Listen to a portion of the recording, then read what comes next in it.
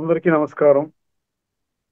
తెలుగు భాషాభివృద్ధి మార్గదర్శకాలు అనే శీర్షికలో ఈరోజు చర్చాగోష్ఠి జరుగుతుంది. దీనికి మోడరేటర్ గా ఆచార్య డి మునిరత్నం నాయుడు గారు వ్యవహరిస్తున్నారు. ఇందులో ప్రసంగాంశం స్థానిక భాషలు కృత్రిమ మేధ అనే అంశంపై ఆచార్య జె ప్రభాకర్ రావు గారు మాట్లాడతారు. ఆ తర్వాత చర్చ ఉంటుంది. చర్చలో ఆచార్య వాసుదేవరావు గారు, అట్లాగే డాక్టర్ బి ప్రవీణ్ గారు, అట్లాగే డాక్టర్ ఉమామహేశ్వరరావు గారు పాల్గొంటారు. ఇప్పుడు మునిరత్నం నాయుడు గారు వారి వారందరిని పరిచయం చేసి ఉమ్, ఉమ్, చర్చను మొదలు పెడతారు. Okay sir, thank you sir. Acharya Bittu Venkateswarlu గారు తెలుగు భాష, సాహిత్యము, సంస్కృతి అనే అంశాలను తీసుకొని ప్రతి వారము ప్రతిరోజు కూడా కొన్ని టాపిక్లు ఆయన చేస్తుండడం చాలా గొప్ప విషయం. ఆ విషయంలో సందేహం లేదు. ఎందుకంటే భగవద్గీత మీద వరుసగా చేస్తున్నారు, ప్రతిరోజు సంస్కృతి మీద వారం వారం చేస్తున్నారు. మనదేమో ఈ భాష మీద ఒకటవ ఆదివారం, మూడవ ఆదివారం చేస్తున్నాము. కాబట్టి ఈరోజు ఇది మూడవ సదస్సు. ఈ మూడవ సదస్సుకు మా ఆహ్వానాన్ని మన్నించి విచ్చేసినటువంటి ఆచార్య జె ప్రభాకర్ రావు గారు, వారు ప్రధాన ప్రసంగం. ఆ తర్వాత ఐఐటి ప్రొఫెసర్ వాసుదేవరావు గారు, doctor G Praveen, Banaras Hindu university, అదేవిధంగా డాక్టర్ ఉమామహేశ్వరరావు, నవోదయ విద్యాలయం. వీరు అందరికీ స్వాగతం చెప్తూ ముందు ఆచార్య జె ప్రభాకర్ రావు గారిని గురించి పరిచయం చేస్తాను. ఎవరి స్పీకర్ ముందు వారిని గురించి పరిచయం చేయడానికి ఆ విధంగా అనుకుంటే బాగుంటుందని ఈ రోజు నుండి అలానే చేయబోతున్నాను. కాబట్టి ఆచార్య జె ప్రభాకర్ రావు గారు హైదరాబాద్ విశ్వవిద్యాలయం భాషా శాస్త్ర శాఖలో ఆచార్యులుగా, శాఖాధిపతిగా, అదేవిధంగా హ్యుమానిటీస్ పీఠాధిపతిగా పనిచేసి పదవీ విరమణ చెందారు ఇటీవలనే. వారు భాషాశాస్త్రంలోను, అదేవిధంగా అనువర్త భాషాశాస్త్రంలోను, అనువాదంలోను వారి స్పెషలైజేషన్ ఉంది. వారు చాలా ప్రముఖమైన వ్యక్తి. ఎందుకంటే అందరికీ తెలవాలి సార్, యునెస్కో మెంబర్ కూడా. కాబట్టి యునెస్కో ప్రాజెక్టులు కంటిన్యూగా చేస్తున్నారు ఇప్పటికి కూడా, రిటైర్ అయినా కూడా. కాబట్టి అటువంటి వారి చేత మన భాషా బోధన సంబంధించినటువంటి ఉపన్యాసం ఇప్పిస్తే బాగుంటుందని మేము ఆహ్వానించిన వెంటనే వారు అంగీకరించినందుకు ఈ సభాముఖంగా అందరికీ ఆయనకు ధన్యవాదాలు తెలియజేసుకుంటున్నాను. అదేవిధంగా వీరు ఉన్నత విద్యలో అంతర్జాతీయ స్థాయిలో అనేక వ్యాసాలు అదేవిధంగా ముద్రించడం కూడా జరిగింది. వీరి ముఖ్యంగా global artificial intelligence ethics for social good అనేటువంటి అంశంలో పరిశోధనలు జరుపుతున్నారు. బహుభాషా శాస్త్రము అంటే మల్టీలింగ్వలిజం, అదేవిధంగా డిజిటల్ టెక్నాలజీ, బహుశాస్త్ర అధ్యయనంలో వీరికి ప్రావీణ్యం ఉంది. అదేవిధంగా విషయ నిపుణులు కూడా. జాతీయ అంతర్జాతీయ పత్రికలకు సంపాదకత్వం వహిస్తున్నారు. వీరు ఇతర దేశాలలోని విశ్వవిద్యాలయాలతో ఎంఓయూలు అంటే ఒప్పందాలు కుదుర్చుకొని తద్వారా భాషా సాహిత్యం మీద, భాషా శాస్త్రం మీద వారు అనేక పరిశోధనలు, ప్రాజెక్టులు చేస్తుండడం వల్ల వారికి విషయ పరిధి చాలా ఉంది. వారు మాట్లాడడం తక్కువ, చేసేది ఎక్కువ. కాబట్టి వారు పరిశోధన పత్రాలు జాతీయ అంతర్జాతీయ స్థాయిలో పత్రికల్లో ముద్రింపబడ్డాయి. అటువంటి ఆచార్య జె ప్రభాకర్ రావు గారికి స్వాగతం చెప్తూ వారి ఉపన్యాసాన్ని మొదలు పెట్టవలసిందిగా ఆహ్వానిస్తున్నాను. నమస్కారం. నమస్కారం, ధన్యవాదాలు మునిరత్నం నాయుడు గారు. ఇవాళ ఈ ఈ సమావేశంలో పాల్గొనటం చాలా ఆనందంగా ఉంది. ఎందుకనంటే తెలుగు భాష మీద ఇటువంటి గొప్ప ఇనిషియేటివ్ చేసి బిట్టు వెంకటేశ్వర్లు గారు, మునిరత్నం నాయుడు గారు, ఉమామహేశ్వరరావు గారు, ఇంకా మిత్రులు మా మా మా స్టూడెంట్ డాక్టర్ ప్రవీణ్, అందరూ కూడాను ఈ రకమైనటువంటి చేయటం అనేది చాలా ఆనందంగా ఉంది.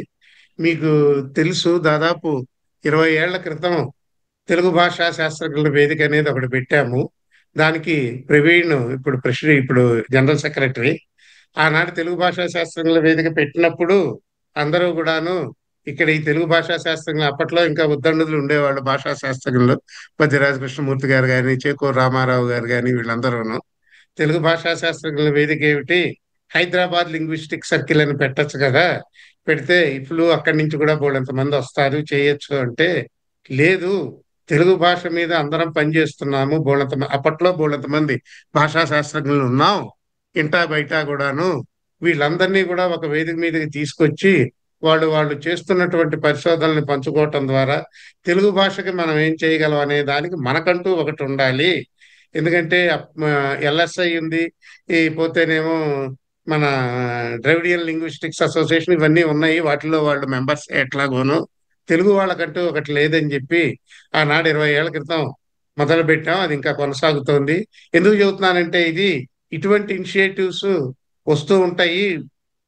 అవి చేయటం ద్వారా మనం ఎంతో కొంత భాషకి కొంత మనం సేవ చేయగలుగుతాం, తద్వారా తెలుగు సమాజానికి సేవ చేయగలుగుతాం. అందుకని నేను ఇవాళ ఈ సమావేశంలో పాల్గొనటం నాకు చాలా ఆనందంగా ఉంది. నన్ను గురించి పరిచయం చేసినటువంటి మునిరత్న నాయుడు గారికి ధన్యవాదాలు. ఇక అసలు విషయానికి వస్తే స్థానిక భాషలు కృత్రిమ మేధ. దీని గురించి కృత్రిమ మేధ అనేది ఇవాళ చాలా ఎక్కువగా డిబేట్ చేస్తున్నటువంటి అంశం. అనేక అనేక రంగాల్లో కృత్రిమ మేధ లేకుండా ఇవాళ ఏమీ లేదని దాదాపు చెబుతున్నారు. అయితే ఈ కృత్రిమ మేధకి భాషకి సంబంధం ఏమిటి అంటే, భాషా బోధనలో కృత్రిమ మేధను ఉపయోగించడమే కృత్రిమ మేధ వరకు మనకి సంబంధమా భాషా శాస్త్రజ్ఞులకి, లేక ఇంకేమైనా సంబంధం ఉందా దీంట్లోనూ? ఈ విషయం ఆలోచించినప్పుడు మనం కృత్రిమ మేధ అనేది అన్ని రంగాల్లోనూ ఉపయోగిస్తున్నారు, అట్లాగే విద్యలో ఉపయోగిస్తున్నారు, అట్లాగే ఇంకా పర్టికులర్ గా మాట్లాడితే భాషని బోధించడంలో కూడా కృత్రిమ మేధను ఉపయోగిస్తున్నారు. ఇంకా ముందు ముందు చాలా టూల్స్ వస్తాయి, మెథడ్స్ వస్తాయి, ఇవన్నీ మామూలుగా జరిగేది. అయితే అందుకోసమే మనం కృత్రిమ మేధ కావాలా, ఇంకా మనకి వేరే అవసరం, దానికి మనకి వేరే సంబంధం ఏం లేదా అని మనం ఆలోచించినప్పుడు, అసలు కృత్రిమ మేధ అనేది తయారు చేయాలి అంటే మనకి న్యాచురల్ ఇంటెలిజెన్స్ కావాలి. న్యాచురల్ ఇంటెలిజెన్స్ ఎక్కడి నుంచి వస్తుంది? భాష నుంచే వస్తుంది. సో భాష ద్వారా న్యాచురల్ ఇంటెలిజెన్స్ అనేది పెరుగుతుంది. ఆ రకంగా చూసినప్పుడు మనము భాషకి కృత్రిమ మేధకి చాలా అవినాభావ సంబంధం ఉందని గ్రహించవచ్చు. అది ఒక పాయింట్. రెండోది, భాషలో మీకు అందరికీ తెలుసు, నేను భాష అంటే ఏమిటి ఆ లోతుల్లోకి నేను వెళ్ళలేదు. సో భాషలో ఏముంది యాక్చువల్గా చూస్తే, ఒక భాష కనుక పోతే ఏమవుతుంది? ఏమీ అవదు ఒక రకంగా చూస్తే. కాకపోతే భాషలకి ఎందుకు పోకూడదని మనం ఎందుకు చెప్తున్నాము? భాషలో సంస్కృతి ఉంది, సంస్కృతి పోతుంది, భాష పోతే సంస్కృతి పోతుంది అంటే. సంస్కృతి అంటే ఏమిటి? ఆచార వ్యవహారాలైనా సంస్కృతి అంటే? అదొకటే కాదు కదా.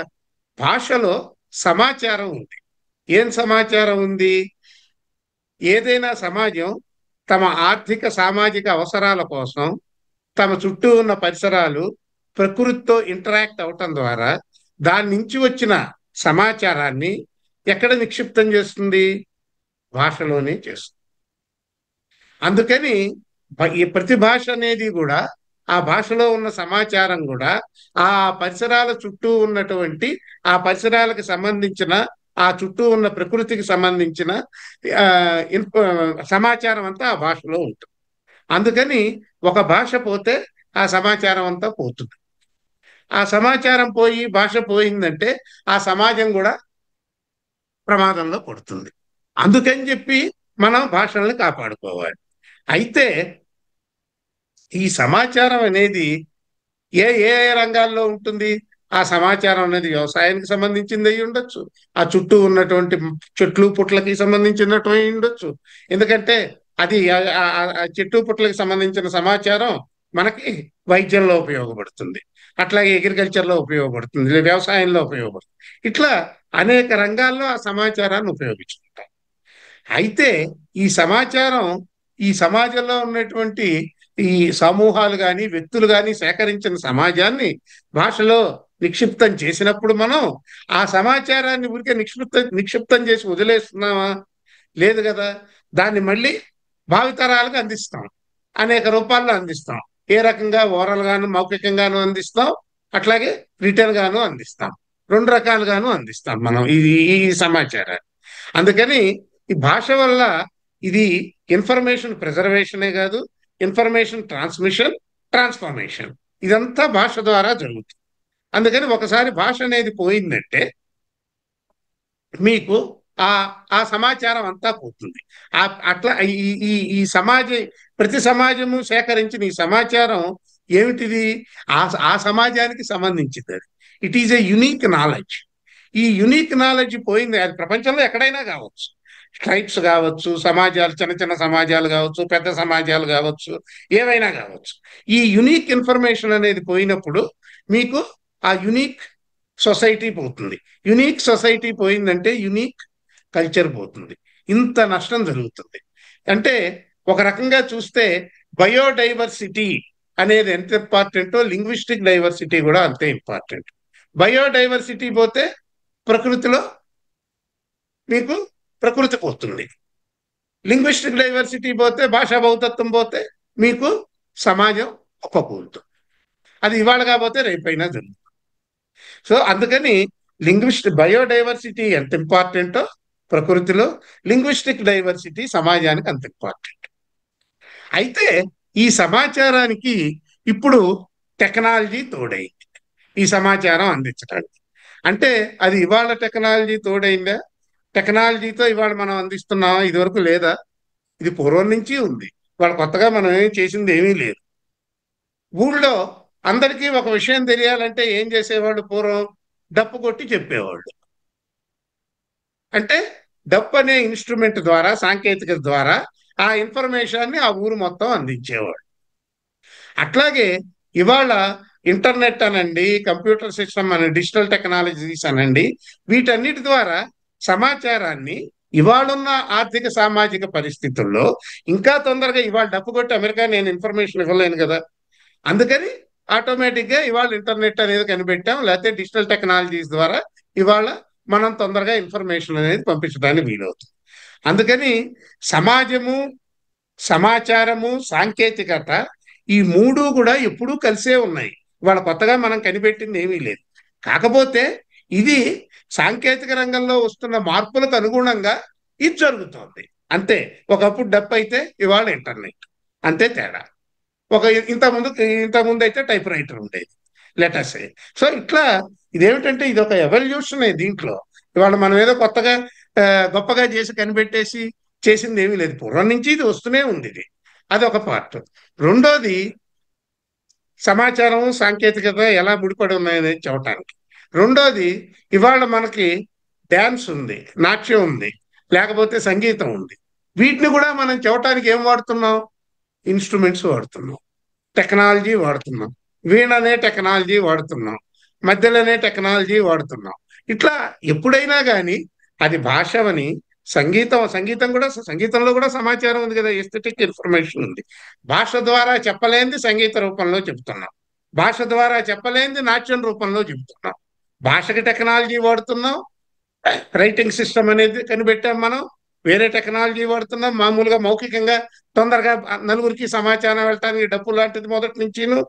అట్లాగే మీకు సంగీతం అవనండి, నాట్యం అవనండి, దానికి కూడా ఎస్థెటిక్ ఇన్ఫర్మేషన్ మనం ఇవ్వటానికి ఊరికే మనం నుంచుని డ్యాన్స్ చేయట్లా, లేకపోతే ఊరికే పాట పాడట్లా, దాని వెనకాల కొంత టెక్నాలజీని వాడుతాం. అంటే నేను ఓవరాల్గా చెప్పేది ఏంటంటే భాష అని, సంగీతం అని, టెక్నాలజీ సంగీతం అని, నాట్యం అని, ఈ మూడు కూడా ఒకటే. ఎందుకు? వీటిల్లో సమాచారం ఉంది. ప్రతి సమాజం కూడా తను సేకరించిన సమాచారాన్ని 3 రూపాల్లో పెడుతోంది: నాట్యము, సంగీతము, భాష. ఈ వీటిని చేయటం కోసం అని చెప్పి టెక్నాలజీని ఉపయోగిస్తాం. దాంట్లో భాగంగానే ఇవాళ ఆర్టిఫిషియల్ ఇంటెలిజెన్స్ను కూడా ఉపయోగిస్తాం. ఈ ఆర్టిఫిషియల్ ఇంటెలిజెన్స్ ఒకప్పుడైతే ఇవన్నీ కూడాను మనకి ఒక ఎవల్యూషన్ లో భాగంగా సమాజంలో ఇవి జరిగిపోయినాయి. కాకపోతే రాను రాను ఏమైందంటే సమాజంలో ఈ టెక్నాలజీ కొంత మిస్యూజ్ అవటం జరుగుతోంది. ముఖ్యంగా ఇవాళ ఉన్న పరిస్థితుల్లో నేను ఆ లోతులకు పోను. డిజిటల్ టెక్నాలజీస్ వాటి వల్ల ఎంత ఉపయోగం ఉందో వాటిని సరిగ్గా ఉపయోగించుకోకపోతే వాటి వల్ల అంత ప్రమాదం కూడా ఉంది. ఈ ప్రమాదం కోసం అని చెప్పి ఇవాళ మనం ఏం మాట్లాడుతున్నాం, ఆర్టిఫిషియల్ ఇంటెలిజెన్స్ ఎథిక్స్ అని మాట్లాడుతున్నాం, ఏఐ ఎథిక్స్ అని మాట్లాడుతున్నాం. ఎథికల్ గా ఉండాలి అనేది. పూర్వము మనము నాట్యంలో కానీ, సంగీతంలో కానీ, భాషలో కానీ ఏ టెక్నాలజీ ఉపయోగించినా ఎథికల్ గా ఉండేది. అది ఇవాళ అది పోయింది. కారణాలు ఏమైనా కానీ మన లోతుల్లోకి మనం వెళ్ళదు. అందుకని ఇవాళ దాంట్లో భాగంగానే, ఆ ఎథిక్స్ లో భాగంగానే ఏం చేస్తున్నారు, చిన్న చిన్న భాషలకి స్థానిక భాషల్లోనూ ఏఐ టెక్నాలజీస్ ఉపయోగించటం వల్ల, తయారు చేయటం వల్ల మాకేమీ ఉపయోగం లేదు, మాకు లాభం లేదు. వీటిని ఉపయోగించటం వల్ల, వీటిని తయారు చేయటం వల్ల, ఈ టూల్స్ అవి తయారు చేయటం వల్ల మాకేమీ లాభం లేదు. కాబట్టి ఈ భాషల గురించి మనం పట్టించుకోవద్దు. ఏవైతే డామినెంట్ లాంగ్వేజెస్ ఏవైతే ఉన్నాయో, మేజర్ యూరోపియన్ లాంగ్వేజెస్ కానీ, ఈవెన్ ఇవాళ ఇండియాలో కానీ డామినెంట్ లాంగ్వేజెస్కే ఏఐ టెక్నాలజీస్ వాడుతాం. ఏఐ టెక్నాలజీస్ దాంట్లోనే రీసెర్చ్ జరుగుతుంది. మొదటి నుంచి కూడా గత 7-8 ఏళ్లుగా అనేక అంతర్జాతీయ జాతీయ వేదికల పైన మేము ఆర్గ్యూ చేసేది ఏంటంటే, మేము వాదించేది ఏమిటంటే, ముఖ్యంగాను అన్ని భాషలకి కూడాను మనము టెక్నాలజీ ఉపయోగించాలి. ఎందుకంటే దాని మూలాన మనం భాషల్ని కాపాడుకోగలుగుతాం. భాషల్ని మనం ఉపయోగించడానికి ఇంకా వీలవుతుంది. అందుకని చెప్పి అన్ని భాషలకి కూడా టెక్నాలజీ కావాలి, అన్ని భాషల్లోనూ టెక్నాలజీ మనం డెవలప్ చేయాలని చెప్తే, ఇవాళకి కనీసం చాలా భాషల్లో ఇవాళ మన భారత ప్రభుత్వం కూడా ఇండియన్ లాంగ్వేజెస్ లో టెక్నాలజీ, ఏఐ టెక్నాలజీని డెవలప్ చేయడానికి చాట్ జీపీటీలు ఇవన్నీ కూడా త్వరలో రాబోతున్నాయి. మనకి ఇవన్నీ వస్తున్నాయి. అది ఆహ్వానించదగ్గ పరిణామం. కాకపోతే దీనికే మనం కన్ఫైన్ అవుతామా? లెటస్ సే షెడ్యూల్డ్ లాంగ్వేజెస్కే మనం డెవలప్ చేస్తామా? ఇండియాలో ఎన్ని భాషలు ఉన్నాయి, అన్నిటికీ వాళ్ళు చేయలేకపోవచ్చు. బట్ కాకపోతే ట్రైబల్ లాంగ్వేజెస్ లేవా? బోల్డ్ అన్ని భాషలు ఉన్నాయి. మరి ఇవన్నీ కూడా ఈ చిన్న చిన్న భాషలు కూడా so called non dominant languages, వీటన్నిటికీ కూడా టెక్నాలజీ మనం అప్లై చేయాలి. ఎందుకు చేయాలి? ఎందుకు అంటే యునెస్కో ప్రోగ్రామ్ ఒకటి ఉంది, ఇన్ఫర్మేషన్ ఫర్ ఆల్, అంటే అందరి కోసం సమాచారం, అందరికీ సమాచారం అనే ప్రోగ్రామ్ ఒకటి ఉంది. దాంట్లో ఒక 6 టాపిక్స్ ఉన్నాయి. అవేంటంటే information preservation, information ethics, information for development, multilingualism, పోతేనేమో ఇన్ఫర్మేషన్ లిటరసీ, ఇట్లా ఇన్ఫర్మేషన్ సెంట్రిక్ గా ఇన్ఫర్మేషన్ మధ్యలో పెట్టి ఇన్ఫర్మేషన్ యాక్సెసిబిలిటీ, ఇది చాలా ఇంపార్టెంట్. ఓకే, ఇవన్నీ ఉన్నాయి. అంటే ఇన్ఫర్మేషన్, ఫర్ ఎగ్జాంపుల్ సమాజం అనేది ఇవాళ మనం మాట్లాడుతున్నాం, SDG goals, sustainable development, inclusive growth, ఇవన్నీ మాట్లాడుతున్నాం. ఇవి నిజంగా మనకి అంటే అది కూడా ఒక రకంగా తప్పే నన్ను అడిగితే. ఎందుకంటే ఇవాళ సస్టైనబుల్ సొసైటీ కావాలని అడుగుతున్నావు అంటే ఇదివరకు సొసైటీ సస్టైనబుల్ కాదని ఒప్పుకుంటున్నట్టే. సొసైటీస్ ఆల్వేస్ సస్టైనబుల్, కాకపోతే సస్టైనబిలిటీని ఇంకా ముందుకు తీసుకెళ్ళడానికి మనం ప్రయత్నం చేస్తున్నాం. అది పెడుతుందో లేదో వేరే విషయం. అయితే నిజంగా if you want to develop sustainable societies with inclusive growth, మీకేం కావాలి? ముఖ్యంగా సొసైటీలో సమాచారం అనేది ప్రజలందరికీ అందాలి. ప్రజలందరికీ ప్రభుత్వాలు ఏం చేస్తున్నాయి,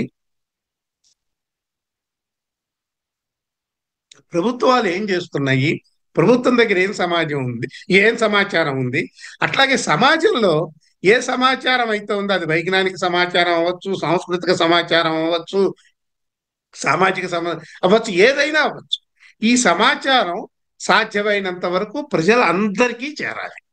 చేరినప్పుడే నువ్వు నిజంగా ఒక సస్టైనబుల్ సొసైటీని నువ్వు డెవలప్ చేయగలుగుతావు. అది అలా సమాచారం చేరాలంటే పూర్వం ఏం చేసేవాళ్ళు? విద్యను ఇచ్చేవాళ్ళు. విద్యను ఎందుకు తెచ్చుకోమన్నారు? ఎందుకంటే సమాజంలో ఉన్న సమాచారం నీకు తెలియాలి. నీకు తెలియాలంటే ఏ రకంగా తెలుస్తుంది? విద్య ద్వారానే తెలుస్తుంది. సైన్స్ తెలియని, కల్చర్ తెలియని, సంస్కృతి తెలియని, ఏది తెలియాలన్నా కానీ విద్య రావాలి. విద్య ద్వారానే తెలుస్తుంది. ఇవాళ దానికి టెక్నాలజీ తోడైంది. ఇవాళ నువ్వు టెక్నాలజీ ద్వారా ఈ సమాచారాన్ని నువ్వు అందరికీ అందజేయాలి అంటే సరే ఇప్పుడు మామూలుగా సర్వీసెస్ చాలా వచ్చినాయి కదా, డెత్ సర్టిఫికెట్లు, బర్త్ సర్టిఫికెట్లు అన్ని ఆన్లైన్ లో మనం తీసుకోవటం చేయటం ఇదంతా కూడా వచ్చేసింది. అంటే ఏంటి, సమాజంలో ఉన్న ఎక్కువ మంది ఈ సమాచారాన్ని ఉపయోగించటం ద్వారా ఏమవుతుంది, సమాచారం తెలియటం ద్వారా సమాజంలో ఒక రకమైనటువంటి నువ్వు ఇవాళ మనం ప్రజాస్వామ్యం గురించి మాట్లాడుతున్నాం. ప్రజాస్వామ్యం అనేది ఏ రకంగా వస్తుంది నీకు, సమాజంలో ఉన్న సమాచారం అందరికీ తెలిసినప్పుడు దాని మీద ప్రజలందరూ డెసిషన్ మేకింగ్ లో పార్టిసిపేట్ చేయగలిగినప్పుడే నీకు నిజమైన ప్రజాస్వామ్యం. అలా జరగాలి అంటే ఇవాళ టెక్నాలజీ ద్వారా నీకు అన్ని భాషల్లోనూ టెక్నాలజీ రావాలి. ఎందుకంటే నాది తెలుగు, నేను తెలుగులో నేను యూజ్ చేసుకునేటట్టు ఉండాలి ఏ టెక్నాలజీ. లేకపోతే గోండీ భాష వాళ్ళు ఉన్నారు, గోండీలో వాళ్ళు టెక్నాలజీని ఉపయోగించుకుని వాళ్ళు చేసేటట్టు ఉండాలి. ఇవాళ ఏమైంది, దానికంటే ఇంకా కొద్దిగా ముందుకు వెళ్ళాం. ఇవాళ స్పీచ్ అనాలిసిస్, స్పీచ్ సింథసిస్ ద్వారా ఇవాళ నీకు మామూలుగా ఈ నిరక్షరాస్యులు ఎవరైతే ఉన్నారో వాళ్ళకి నువ్వు ఇవాళ వాళ్ళు నేర్చుకోక్కర్లా, ఏది రాయటము చదవటం ఇదంతా కూడా మాట్లాడటం వస్తే చాలు. వాళ్ళు కనుక స్పీచ్ టెక్నాలజీ ద్వారా, స్పీచ్ సింథసిస్ ద్వారా ఇది మీరు తెలుగులో మాట్లాడితే గోండీలోకి ట్రాన్స్లేట్ చేస్తుంది, గోండీలో మాట్లాడితే తెలుగులోకి ట్రాన్స్లేట్ చేస్తుంది. అంటే మీకు ఏదైనా సర్టిఫికేట్ కావాలంటే గవర్నమెంట్ దగ్గర నుంచి, ఇప్పుడు అదే కదా వచ్చింది, ఆంధ్రప్రదేశ్లో కూడా గవర్నమెంట్ కొంతవరకు ఇంప్లిమెంట్ చేస్తాం. మీరు తెలుగులో చెప్పేస్తే చాలు, ఆటోమేటిక్గా టెక్స్ట్ టు స్పీచ్ వెళ్ళిపోతుంది, స్పీచ్ టు టెక్స్ట్ వెళ్ళిపోతుంది, మళ్ళీ అది అక్కడి నుంచి టెక్స్ట్ టు స్పీచ్ కన్వర్ట్ చేసి మీకు చెప్తుంది. అంటే ఈ రకమైన టెక్నాలజీస్ ఉపయోగించి వచ్చేసినాయి. ఇది గనక మనము అన్ని స్థానిక భాషల్లో గనక మనం డెవలప్ చేసుకోలేకపోతే మనకేమవుతుంది, భాషలు అంతరించిపోతాయి. ఇవాళ డామినెంట్ లాంగ్వేజెస్కే కాదు, నాన్ డామినెంట్ లాంగ్వేజెస్ కూడా ఇది చెయ్యాలి అంటే దీంట్లో యునెస్కో ప్రోగ్రామ్ ఏదైతే ఉందో అందరి కోసం సమాచారం, అందరి కోసం సమాచారం అనేది, అందరికీ సమాచారం అనేటువంటి యునెస్కో ప్రోగ్రామ్ ఏదైతే ఉందో దాంట్లో మల్టీలింగ్వలిజం అంటే బహుభాషల్ని వీటిని మనం సపోర్ట్ చేయాలి. ఎట్లా, టెక్నాలజీ ద్వారా, టెక్నాలజీ ద్వారా, కృత్రిమ మేధ ద్వారా మనం దీన్ని చెయ్యాలి. అందుకని ఇవాళ కృత్రిమ మేధలో వస్తున్నటువంటి టూల్స్ కానీ, మెథడ్స్ కానీ, ఇవన్నీ ఏవైతే ఉన్నాయో వీటిల్ని భాషలకు అప్లై చేయాలి. అయితే భాషలకు ఎట్లా అప్లై చేస్తాం, వీటిల్ని ఎట్లా చేస్తామంటే భాషల పట్ల శాస్త్రీయ అవగాహన మనకు ఉన్నప్పుడే చేస్తాం. అంటే మళ్ళీ ఇప్పుడు సమస్య వస్తుంది, సమస్య ఏంటది, భాషా శాస్త్రం. ఇవాళ దేశం మొత్తం భాషాశాస్త్ర విభాగాలన్నీ మూసేస్తున్నారు. నాకు అర్థం కాని విషయం, భాషాశాస్త్ర విభాగాలు మూసేస్తారు, వీళ్ళు భాషలను వీళ్ళు డెవలప్మెంట్ ఎలా చేస్తారో నాకు ఇప్పటికైతే అర్థం అన్నమాట. ఎందుకనంటే అటామిక్ ఎనర్జీ ఇన్స్టిట్యూట్స్ అన్నింటినీ మూసేసి దేశంలో మేము అటామిక్ రియాక్టర్ని నిర్మిస్తాము అంటే సాధ్యమేనా, అది కాదు కదా. లేకపోతే ఆస్ట్రోఫిజిక్స్, ఆస్ట్రాలజీకి సంబంధించిన ఇన్స్టిట్యూట్స్ అన్ని మూసేసి మేము స్పేస్లోకి వెళ్ళిపోతా ఉంటే సాధ్యమేనా, కాదు కదా. నువ్వు భాషాశాస్త్ర విభాగాలన్నీ మూసేసి నేను భాషలో అప్లై చేస్తాను, భాషల కంటే భాషల గురించి తెలిస్తేగా నువ్వు అప్లై చేయటానికి. అంటే వాటికి సంబంధించిన శాస్త్రీయ పరిజ్ఞానం, భాష, వాటి నిర్మాణం, దాని ఏ రకంగా ఉంది, ఏమిటి సెంటెన్స్ స్ట్రక్చర్ ఏమిటి, దాంట్లో ఉన్న పొలిటిక్స్ ఏమిటి, ఇవన్నీ తెలిస్తేనే నువ్వు అప్లై చేయాలి. ఓ పక్కనే మూసేస్తున్నారు, రెండో పక్క నుంచి మేము చేస్తున్నాం. దీని మూలాన్ని డేంజర్ ఏమవుతుంది, భాషా శాస్త్రజ్ఞులు పోయి భాషా శాస్త్రంలోకి ఎవరు వస్తున్నారు, కంప్యూటర్ సైంటిస్టులు వస్తున్నారు. భాషా శాస్త్రం గురించి తెలియకుండా భాషల గురించి శాస్త్రీయ పరిజ్ఞానం అతి తక్కువ పరిజ్ఞానంతో, నేను తెలియదని ఒకప్పుడు తెలియదు, లేకపోతే అతి తక్కువ పరిజ్ఞానంతో కంప్యూటర్ సైంటిస్టులు వచ్చి మేము ఏఐని డెవలప్ చేస్తాం అంటున్నారు.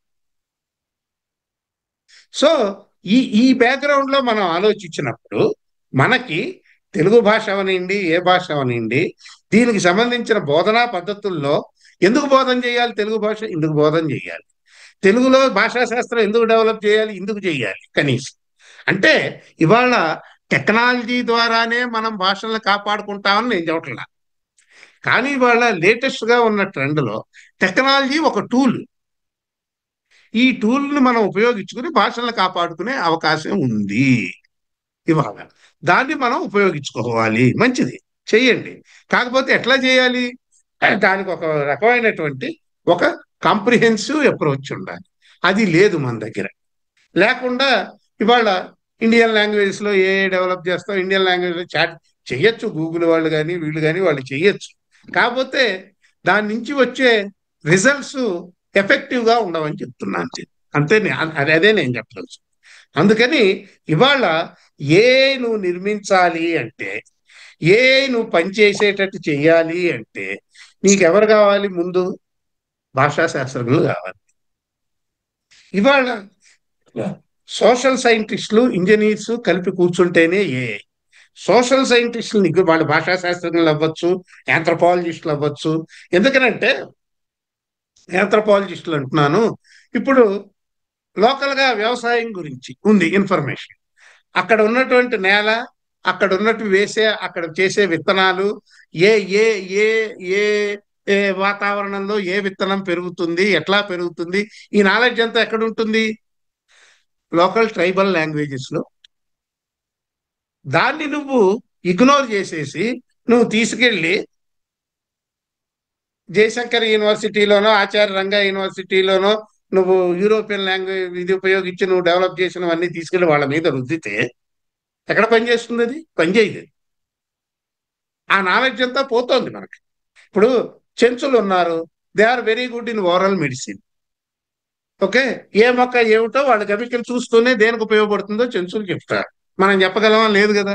ఆ నాలెడ్జ్ అంతా పోతోంది కదా. ఆ నాలెడ్జ్ నువ్వేం చేయాలి? ఏఐలో పెట్టాలి. ఏఐలో పెట్టి ఏఐ ద్వారా దాన్ని నువ్వు స్ప్రెడ్ చేయాలి, వాళ్ళకు ఉపయోగపడేటట్టు చేయాలి. సరే, ఇక్కడ మళ్ళీ రైట్స్, ప్రైవసీ ఇవన్నీ వస్తాయి. నేను వాటి జోలికి అంత లోతులకు వెళ్ళటం లేదు నేను. ఇవన్నీ వస్తాయి. అందుకని యునెస్కో కూడా ఏం చేస్తోంది? అన్ని దేశాలకి కూడాను రికమెండేషన్స్ ఇస్తుంది. ఏమని? మీరు లింగ్విస్టిక్ డైవర్సిటీని మీ దేశంలో ప్రొటెక్ట్ చేయండి. నెంబర్ 1. ఈ లింగ్విస్టిక్ డైవర్సిటీ ప్రొటెక్ట్ చేయటం ద్వారా దాన్ని మీరు ఆ భాషల్లో, ఆ భాషలకి మీరు డిజిటల్ టెక్నాలజీస్ అప్లై చేయండి. డిజిటల్ టెక్నాలజీస్ అప్లై చేయటం ద్వారా ఆ భాషల్ని అంతరించిపోకుండా కాపాడడానికి అవకాశం ఉంది. నెంబర్ 2. నెంబర్ 3, ఈ రకంగా చేయటం మూలాన భాషల్లో డిజిటల్ టెక్నాలజీస్ అప్లై చేసి అప్లై చేయటం ద్వారా మీకు ఆ భాషలో ఉండే ఇన్ఫర్మేషన్ మొత్తం ఆ భాష మాట్లాడే వాళ్ళందరికీ కూడా చేరుతుంది. ఎందుకంటే వాళ్ళందరూ కూడా సెల్ ఫోన్ వాడుతున్నారు. ఇప్పుడు ఆంధ్రాలో వాట్సాప్ గవర్నెన్స్ వచ్చేసింది కదా. సో అది ఎంతవరకు ఎఫెక్టివ్ గా ఉంటుందో లేదో వేరే విషయం. కాకపోతే ఏంటంటే ఇనిషియేటివ్ అయితే జరిగింది కదా, ఇనిషియేషన్ అయితే జరిగింది కదా.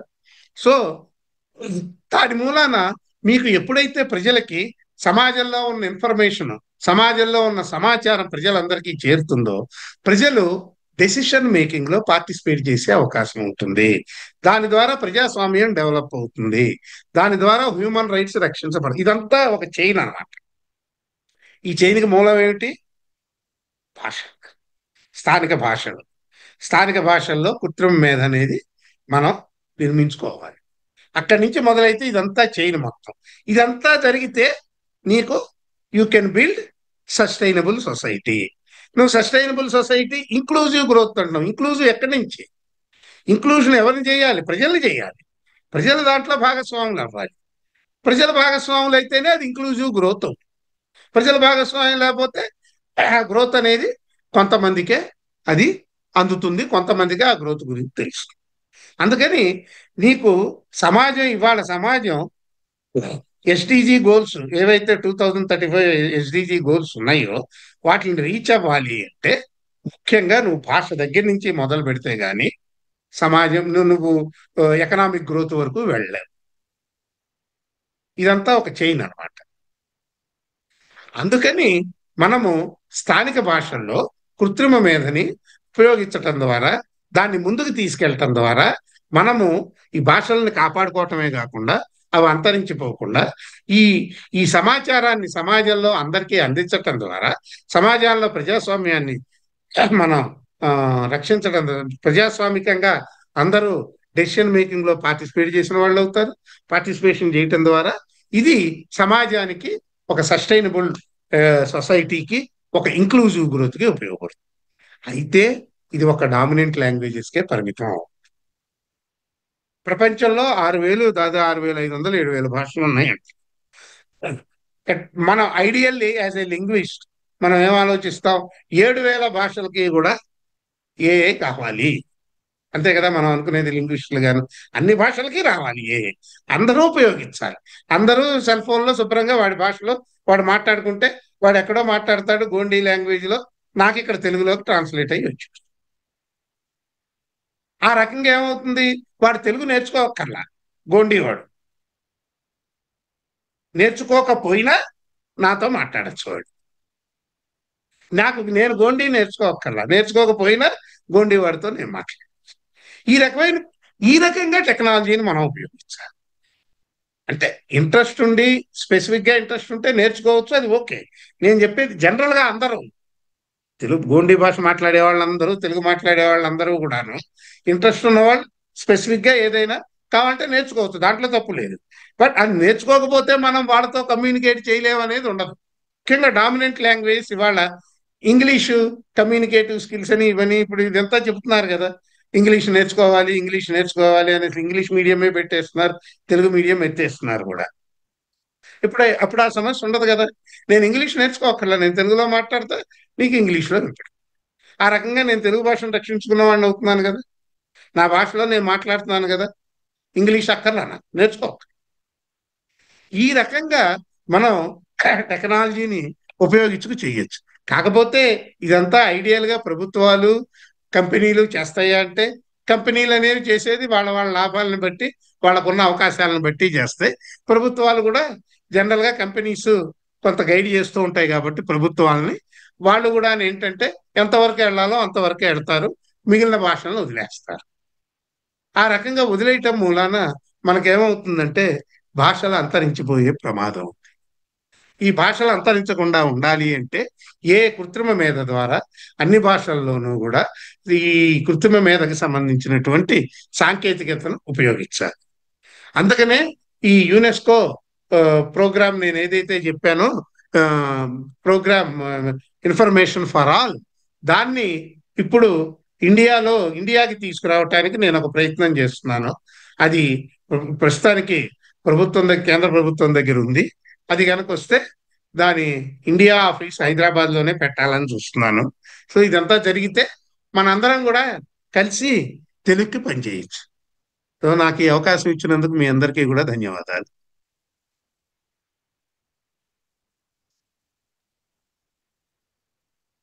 ప్రభాకర్ రావు గారు, ప్రొఫెసర్ గారు నమస్కారం, చాలా బాగా మాట్లాడారండి.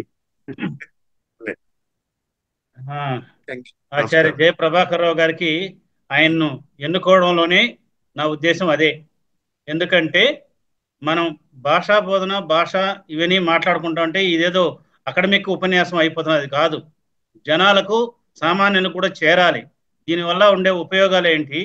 సారు ఎన్ని విషయాలు ప్రస్తావించారంటే, నూతన విద్యా విధానం 2020లో ఏదైతే సంస్కృతి కూడా పాఠ్యభాగంలో ఉండాలని చేర్చారో అక్కడి నుండి మొదలుపెట్టి డిజిటల్ టెక్నాలజీ వరకు వారు అన్ని విషయాలు ప్రస్తావించారు.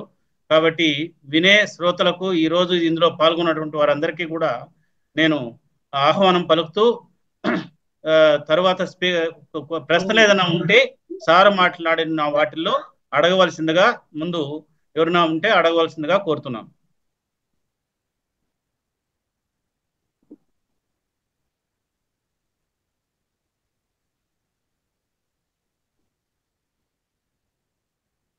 ఈ ప్రయత్నం ఎంత సమయం పట్టొచ్చండి? ఏ ప్రయత్నం? మీరు అన్నారు కదా ఇన్ఫర్మేషన్ ఫర్ ఆల్, యునెస్కో భారతదేశానికి తీసుకొచ్చే ప్రయత్నం. నువ్వు చెబితే భయపడతావు, దీన్ని 6 ఏళ్లుగా నేను ప్రయత్నిస్తున్నాను దీన్ని. అయితే దీనికి ఇప్పుడు ప్రస్తుతానికి ఏదో కొలిక్కి వచ్చేటట్టు ఉంది. ఏది చేసినా కానీ గవర్నమెంట్ ముందే చెప్పేది మా దగ్గర డబ్బులు లేవు. సో అక్కడ ఆగింది ఇష్యూ. ప్రోగ్రామ్ మంచిదే, ఇదంతా ఇదే. దీని మూలాన యునెస్కోలో ఇండియా యొక్క ప్రభావం పెరుగుతుంది, ఇండియా యొక్క పాత్ర పెరుగుతుంది యునెస్కోలో, యుఎన్లో కూడాను. ఎందుకంటే ఇవాళ మనం ముఖ్యంగా ఇమీడియట్ గా మనం చూసేది చైనాని. చైనా ఈ విషయాల్లో చాలా యాక్టివ్ గా ఉంది. యునెస్కోకి పెద్ద ఎత్తున ఫండ్స్ కూడా ఇస్తుంది చైనా. మనం ఇస్తాం ఫండ్స్. అయితే ఆపరేషనల్ ఇష్యూస్ వచ్చేటప్పటికే చైనా చాలా యాక్టివ్ గా ఉంటుంది. అనేక దేశాల ఏదన్నా ఇష్యూ వచ్చిందంటే అనేక దేశాల మద్దతు కూడగడుతూ ఉంటుంది. ఏమన్నా పదవులు యునెస్కోలో ఉన్నాయంటే చైనా ముందుగానే అంతా 1 సంవత్సరం ముందు 2 సంవత్సరాల ముందు ప్లాన్ చేసుకుని ఆ పదవిని ఎలా వాళ్ళు కానీ లేకపోతే వాళ్ళ మిత్రులకు కానీ ఎలా వచ్చేటట్టు చేయాలా ఇవన్నీ ప్లాన్ చేసుకుంటూ ఉంటాం. మనం ఆ విషయంలో కొద్దిగా తక్కువ. మనం యాక్టివ్గా ఉంటాము, బట్ ఇంకా యాక్టివ్గా ఉండొచ్చు. మనం ఎప్పుడు ఉండొచ్చు? మనం కూడా ఇటువంటి ప్రోగ్రామ్స్ మన దేశంలో మొదలు పెట్టుకుని చేయటం ద్వారా ఉండొచ్చు. ఒకటి. రెండోది, ఇవాళ ఈ ఈ ఈ ఈ యునెస్కో ప్రోగ్రాం వల్ల ఉపయోగం ఏంటంటే, ఏదైతే ఇప్పుడు ఏ ఎథిక్స్ గురించి మాట్లాడుతున్నాం, చాట్ జీపీటీ, రీజనల్ లాంగ్వేజెస్, లేకపోతేనేమో ఈ లాంగ్వేజ్ పాలసీలు, ఇవన్నీ కూడా డిఫరెంట్ ఇన్స్టిట్యూట్స్, డిఫరెంట్ డిపార్ట్మెంట్స్ చేస్తున్నాయి. వీటన్నిటినీ కూడా ఒక అంబరెల్లా కిందకి తీసుకురావాలి, ఒక గొడుగు కిందకి తీసుకురావాలి అనేది ఉద్దేశం. ఆ గొడుగు ఏమవుతుందంటే ఇన్ఫర్మేషన్ ఫర్ ఆల్ ప్రోగ్రామ్ అవుతుంది. మీకు తెలిసే ఉంటుంది, లాస్ట్ 2 months బ్యాక్ ప్రధానమంత్రి గారు ప్యారిస్ లో ఏఐ క్వాలిటీ సమిట్కి వెళ్ళారు. నెక్స్ట్ సమిట్ ఇక్కడ మనకి ఢిల్లీలో జరుగుతుంది. So how to improve AI quality, AI governance, AI maintenance, అంటే ఈ ఏఐ ఎకో సిస్టమ్ మొత్తానికి సంబంధించి ఒక రకమైన చర్చ జరగాలి. ఇదేదో పీస్ మీల్ లాగా జరగకూడదు. ఇది ఇది ఇది చేయటానికి ఒక ప్లాట్ఫామ్ లేదు. ఆ ప్లాట్ఫామ్ కింద మనకి రేపు ఈ ఇన్ఫర్మేషన్ ఫర్ ఆల్ ప్రోగ్రామ్ ఉపయోగపడుతుంది. అప్పుడు మనము లింగ్విస్టులుగా మన పాత్ర మనం పోషించడానికి ఉంటుందా.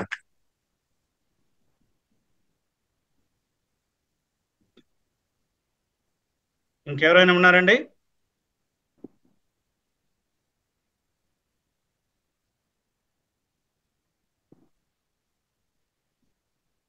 ఆచార్య ప్రభాకరరావు గారితో ఒక 3 నెలల క్రితమే ఈ విషయాలన్నీ మేమిద్దరం మాట్లాడుకున్నాము.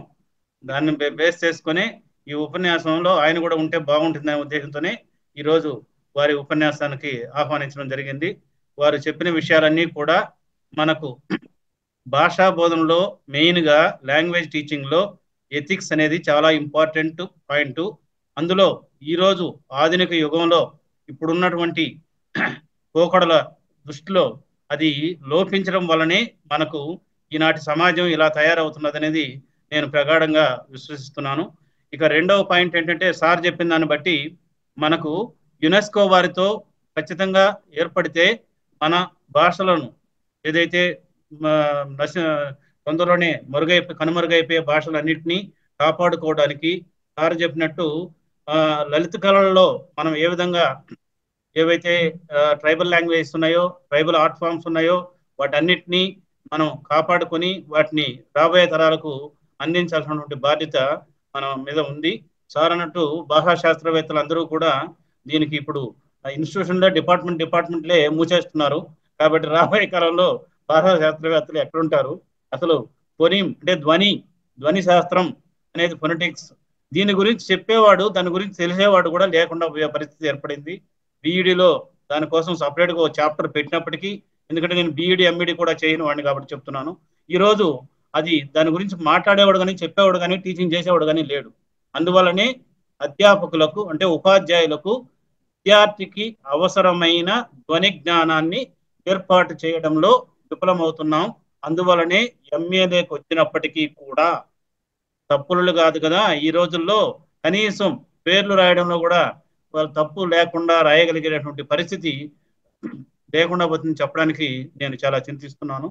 కాబట్టి ఆచార్య జె ప్రభాకర్ రావు గారికి వారి ఈ విషయంలో మన అభ్యర్థనను వెంటనే మన్నించి ఈ ఉపన్యాసాన్ని ఇంత నేను నా ఉద్దేశంలో చాలా, ఎందుకంటే అది అన్ని రకాలుగా ఏ యొక్క ప్రభావం ఎలా ఉండాలనే విషయం నేను ఇటీవలనే మన ఇక్కడ ఉమామహేశ్వరరావు ఉన్నాడు, నవోదయ స్కూల్స్లో టీచర్ నుంచి వాళ్ళు సెంట్రల్ గవర్నమెంట్ యొక్క ఆదేశాల మేరకు కల్చరల్ కాంపోనెంట్ ఎలా మీరు ఇన్సర్ట్ చేస్తారు అనే చెప్పే విషయంలో నేను 2 క్లాసులు తీసుకోవడం జరిగింది. కాబట్టి అది చాలా వరకు మనకి ఇప్పుడు తెలంగాణలో ఉన్న ఎన్నో ఆర్ట్ ఫామ్స్ ఉన్నాయి, వాటన్నిటిని ఎలా ఇంట్రొడ్యూస్ చేయాలని వాళ్ళు బ్రహ్మాండంగా వాచకాలు తయారు చేశారు. వాటిని సిఏఎల్ త్వరలోనే ముద్రించబోతుందని విన్నాను. కానీ ఒకసారి ఎడిట్ చేసి ఉంటే బాగుండేది. కానీ అది వాళ్ళను పిలవలేదు, ఎక్స్పర్ట్లను పిలవలేదు. ఏదో ముద్రణ కాబోతున్నాయి అంటున్నారు. వాటి మరి వచ్చిన తర్వాతనే తెలుస్తుంది వాటి యొక్క పరిస్థితి. కాబట్టి ప్రభాకర్ రావు గారికి ధన్యవాదాలు తెలియజేసుకుంటున్నాను. ఇంకా ముందు ముందు కూడా మాకు ఇటువంటి వాటి మీద లేటెస్ట్ విషయాల మీద అప్పుడప్పుడు మిమ్మల్ని ఆహ్వానిస్తాం సార్. తప్పకుండా మీకున్న ఆ రోజు పరిధిని బట్టి మీరు మాకు నాలెడ్జ్ని అందరికీ పంచండి అని చెప్పి మిమ్మల్ని సవినయంగా కోరుకుంటూ తప్పనిసరిగానండి ఈ అవకాశం ఇచ్చినందుకు మీకు ధన్యవాదాలు. నా వైపు నుంచి ఎటువంటి సహాయ సహకారం కావాలన్నా, ఎందుకంటే ఇది మనందరి బాధ్యత, ఇదేదో ఏదో ఒకళ్ళది కాదు కాబట్టి అవును సార్. ఇదంతా సమిష్టి బాధ్యత కాబట్టి ఈ సమిష్టి బాధ్యతలో భాగంగా మీరు ఎట్ ఎనీ టైం ఎప్పుడైనా కానీ ఎక్కడైనా కానీ మీరు కాగితం కబురు పంపిస్తే నేను వాళ్తాను. థ్యాంక్ యూ సార్, ధన్యవాదాలు సార్. ఎందుకంటే తెలుగు భాషా శాస్త్రజ్ఞుల వేదికని మనం మొదలు పెట్టాం, మీకు తెలుసు, అంతా చేశాం కాబట్టి. సో దాంట్లో భాగంగా ఇది కూడా చేద్దాం, ఏముందని పెద్దది, చేద్దాం, కలిసి చేద్దాం అందరం. ఎందుకంటే మీతో కూడా పార్టిసిపేట్ చేసి నేను ఒక 4-5 సెమినార్లో పేపర్ కూడా ప్రజెంట్ చేశాను. అవునవును, నాకు గుర్తుంది. మనం ముందుకు పోదాం సార్.